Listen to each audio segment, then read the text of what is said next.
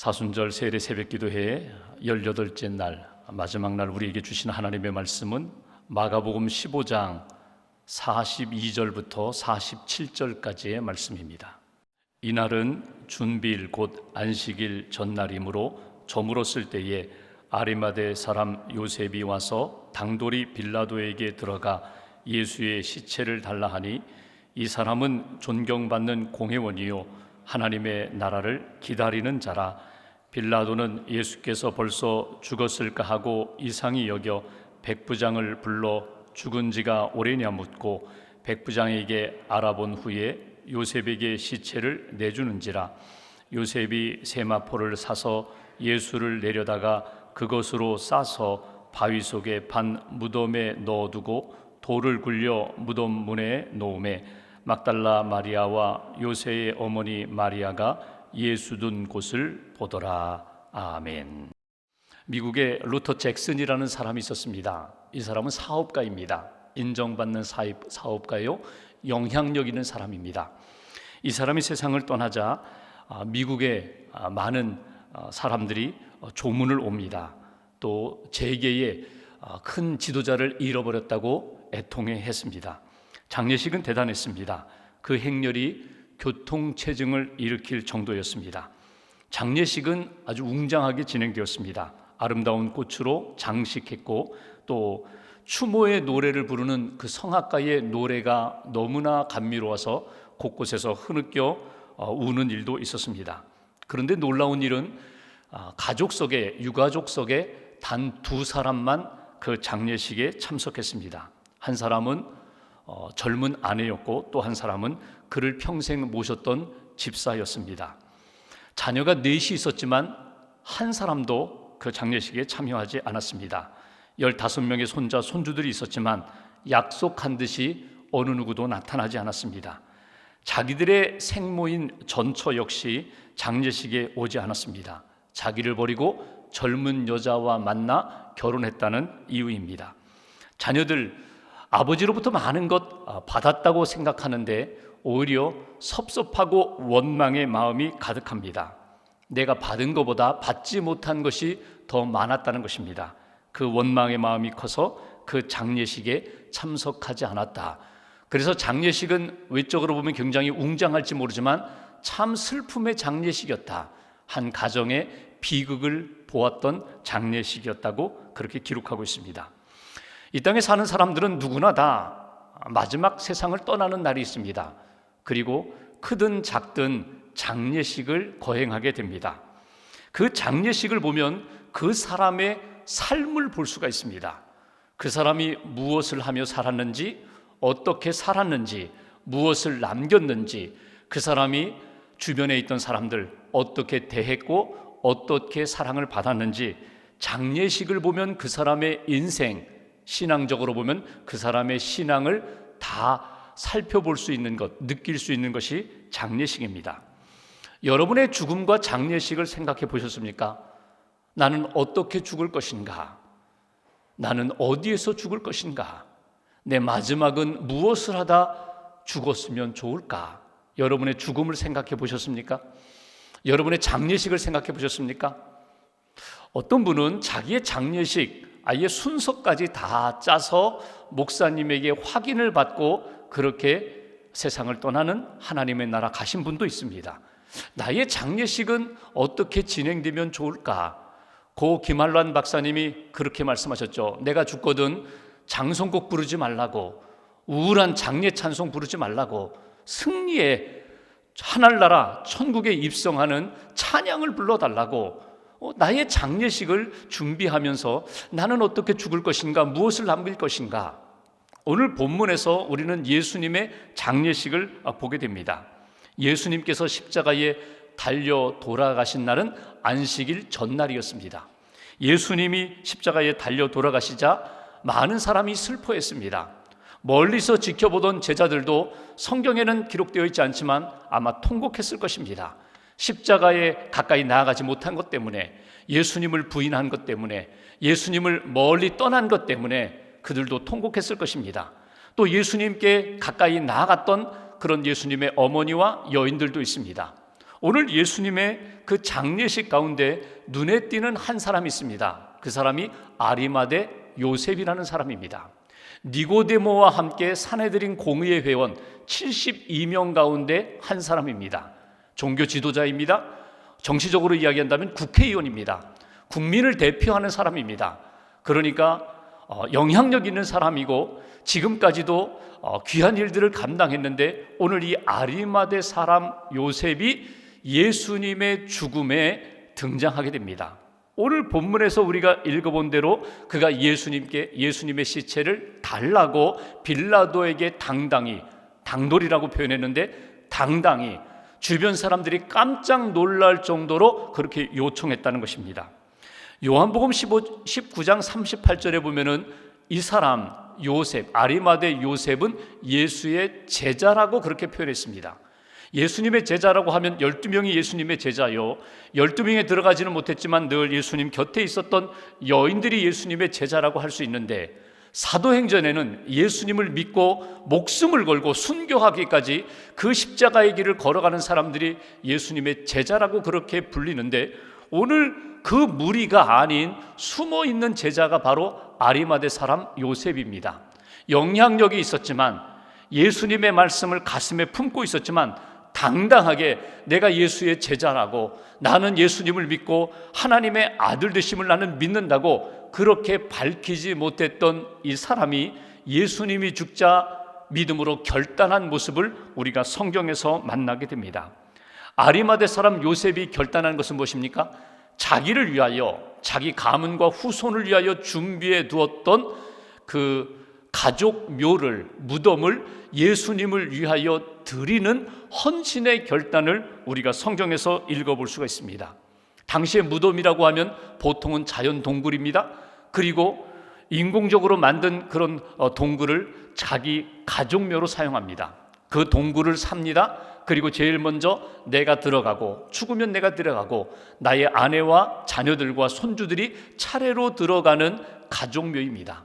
아리마대 사람 요셉에게도 분명히 가족묘가 있었을 것입니다. 아버지가 묻혀있는 곳, 할아버지가 묻혀있는 곳. 그런데 이 사람이 영향력이 있어서 나부터 내 이후로는 다시금 새로운 무덤으로 시작해야겠다. 그래서 준비해 놓은 무덤입니다. 근데 예수님이 십자가에 달려 돌아가시자 제일 먼저 생각한 것이 무엇인가 하면 내 믿음을 드러내자, 내가 예수의 제자라는 것을 드러내자, 자기의 믿음을 분명히 공개적으로 밝히는 결단을 합니다. 그리고 자기의 그 무덤, 준비된 무덤을 예수님을 모시는 것으로 그렇게 시작을 합니다. 여기 생각해 보십시오. 자기가 예수의 제자라고 밝혔을 때에 자기에게 다가올 많은 위험들, 손해들, 여러분 그거 생각하지 않습니다. 주님 앞에서 내가 당당하게, 주님이 십자가를 지실 때에, 십자가 처형을 받으실 때에 재판받는 과정에서 아니라고, 십자가에 못 박을 사람이 아니라고 그렇게 밝히지 못한 것에 대한 나름대로의 죄책감이 있었을지도 모릅니다. 그런데 지금이라도 늦지 않았다, 지금이라도 나는 예수님의 제자라고 밝히고 예수님을 내 심령 가운데, 내 무덤에 모시고, 그 다음엔 누가 들어가요? 예수님이 계신 곳에 내가 죽으면 나는 예수님 곁으로 가리라. 내 자손들도 다 예수님이 묻혀있는 그 무덤으로 들어가리라. 아직 부활에 대한 믿음과 소망이 전혀 없었던 아리마대 사람 요셉이 오늘 결정적인 시간에 자기의 믿음을 공개적으로 밝히고, 또 자기가 할 수 있는 최선을 다하여 예수님을 향하여 헌신하고, 그 다음에 내가 죽어서라도 나는 주님과 함께 하리라, 이 믿음의 결단을 오늘 우리는 주목해 보아야 합니다. 여러분, 숨어 있는 제자들이 있어요. 그런데 여러분, 결정적인 시간에 숨어 있었던 그 믿음이 드러내는 때가 있어요. 여러분, 그런 경우가 있으실 것입니다. 그동안은 이렇게 나는 어린 양처럼, 아주 미약한 어린 양처럼 믿음이 없는 줄 알았는데, 어떤 결정적인 시간에 아니라고, 이단과의 논쟁 가운데 아니라고, 예수님 그런 분 아니라고, 믿음의 사람들 그런 사람들 아니라고, 교회는 그런 곳이 아니라고, 나도 모르게 당당하게 기독교의 복음을 변론하는 자리에 설 때가 있습니다. 내가 어려움을 만났어요, 상처를 당했어요, 또 힘든 시간 가운데서 내 믿음을 다시 한번 굳게 잡고 나는 주님의 제자이며 나는 주님을 믿습니다라고 공개적으로 밝히는 그런 때가 있어요. 반드시 여러분들에게 하나님이 함께 하시고 감동을 주시고 성령이 역사하실 때 나도 모르게, 아니 성령님의 감동을 따라 아리마대 사람 요셉처럼 그렇게 당당하게 밝힐 수 있는 믿음의 제자가 되어라. 그 제자가 여러분 나중에 예수님이 부활하셨다는 소식을 들었을 때, 부활의 주님을 만났을 때 얼마나 감격했을까. 내가 했던 그 믿음의 결단이, 믿음의 헌신이 주님이 기억하시는데, 주님이 다 알고 계시는데 그의 남은 생애가 얼마나 믿음의 인생이었을까. 오래전에 중국을 방문하면서, 선교지 방문하면서 선교지에서 만난 사람들 가운데 중국 공산당 간부의 아내를 만난 적이 있습니다. 저희 교회가 파송한 선교사님이 이렇게 사역하시면서 목사님 이분은 꼭 좀 만나시고 기도해 주시면 좋겠습니다. 그래서 함께 식사하는 자리에서 한 여성분 만났어요. 아주 평범한 분이에요. 근데 이분은 어떤 사역을 하는가 하면 탈북자를 돕는 사역을 합니다. 탈북자 돕는 선교사님들을 아주 후원하는 사역을 합니다. 적지 않은 돈을 헌신하면서 그 당시는 북한에 이불이 없다고 이불을 보내는 그런 사역을 하는데, 우리가 보낸 그 헌금과 그 물품보다도 더 많은 물품을 구입해 가지고 함께 보내는 그런 귀한 사역을 했어요. 근데 그분과 식사하면서 그분이 이런 이야기를 합니다. 목사님, 제 남편은 제가 이렇게 신자로서 제가 이렇게 헌신하며 사는 것 다 알고 있습니다. 알면서도 제 남편이 눈 감고 있습니다. 제가 기도하고 있습니다. 내 남편도 분명히 예수의 향기를 만났는데, 예수의 복음을 들었는데 모르겠어요. 그 마음 가운데 예수님을 믿는지 안 믿는지 제가 확실히 모르겠지만 예수님을 믿으면 공산당 그 속에 간부로 살 수는 없거든요. 근데 이 분명히 언젠가는 그 사람도, 내 남편도 예수님을 고백하면서 예수님의 제자로 분명히 헌신하는 날이 저는 반드시 올 줄 믿습니다. 저는 매일 그것을 위하여 기도한다는 거예요. 결정적인 시간에 숨어있는 주님의 제자들, 잠자고 있었던 주님의 제자들이 깨어나고 일어나고 헌신하는 그런 날이 반드시 올 것이라고.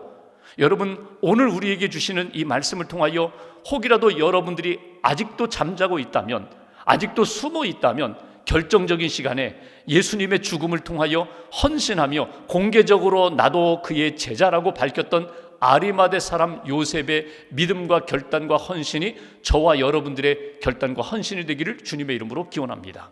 또 하나 놓치지 말아야 할 사람들이 있습니다. 그건 뭐냐면 예수님을 무덤에 가두었어요. 돌로 문을 굳게 잠갔어요. 그리고 밤새 지키는 사람들이 있습니다. 빌라도가, 로마 군병들이, 종교 지도자들이, 그들이 지키는 것은 무엇입니까?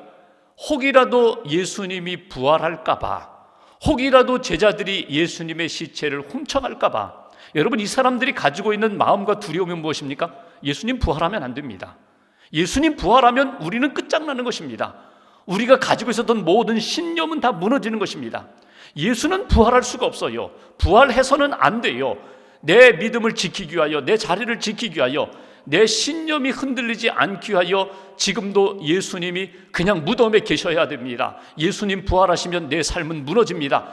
굳게 지키면서 밤새도록 지키는, 그리고 혹시라도 제자들이 훔쳐가서 시신을 훔쳐간 다음에 예수님 부활했다고 헛소문 낼까봐 그렇게 우려하며 지키는 사람들. 여러분, 주님이 말씀하신 것이 있거든요. 내가 3일 만에 부활하리라. 그리고 소문이 났습니다. 예수님은 죽은 자 가운데 살아나실 수 있다는 가능성이 있다는 소문이 있습니다. 그 소문을 외면하고, 그 소망을 외면하고 무덤을 지키는 사람들. 여러분, 이것이 오히려 예수님 부활하신 이후에 부활의 확실한 증거가 되었어요. 예수님 부활하시면서 무덤을 막고 있었던 돌이 굴려지고, 그리고 예수님이 부활하시자 지키던 사람들이 어떻게 합니까? 다 도망갔어요. 여러분, 사람들은 어떻게 말할지 모르지만 그 군사들은 알잖아요. 병사들은 알잖아요. 예수님이 부활하셨다는 것을 체험했잖아요. 여러분, 우리도 이럴 경우가 있어요. 내 신념을 위하여 예수님 그대로 계셔야 됩니다. 움직이시면 안 됩니다. 내 신념대로 내가 행하겠습니다. 내 뜻대로 행하겠습니다. 예수님 움직이지 마십시오. 거기 계십시오. 그냥 무덤 안에 계십시오. 그리고 내 뜻대로 그리고 내 계획대로 끝까지 움직이려고 하는 어리석은 인간들 되지 마시라는 거예요. 그리고 또 하나, 오늘 막달라 마리아, 야고보 어머니 마리아, 살로메 여인들 예수님을 사랑했습니다. 예수님이 십자가에 달려 돌아가셨습니다.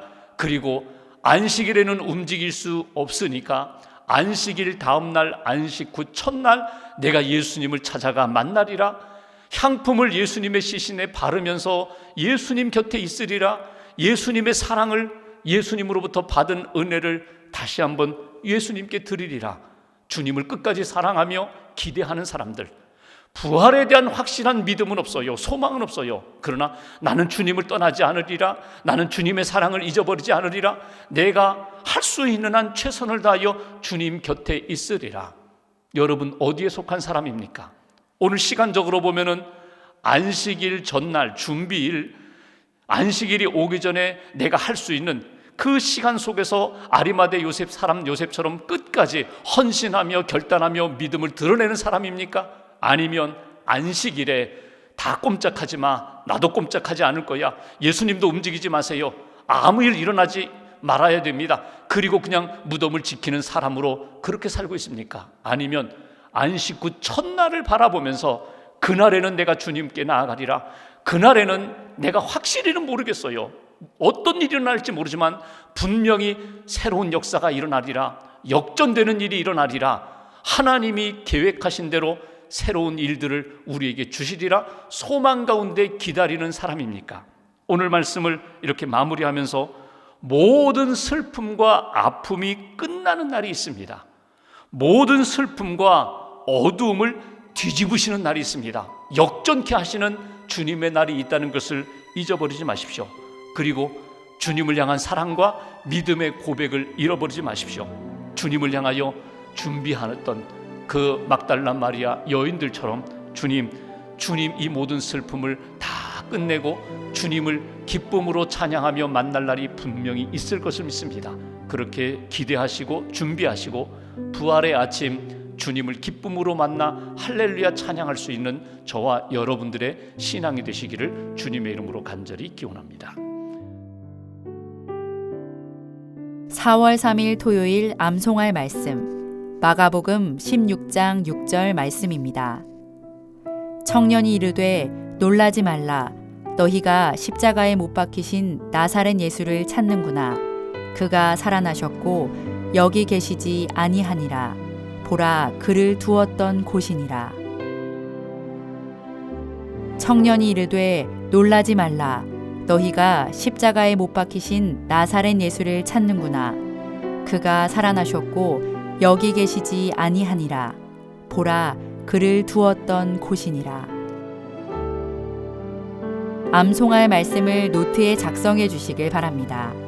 또한 오늘 하루의 목표와 오늘의 감사, 그리고 마가복음 필사도 작성하시며 예수님의 십자가를 묵상하시는 하루가 되시길 바랍니다.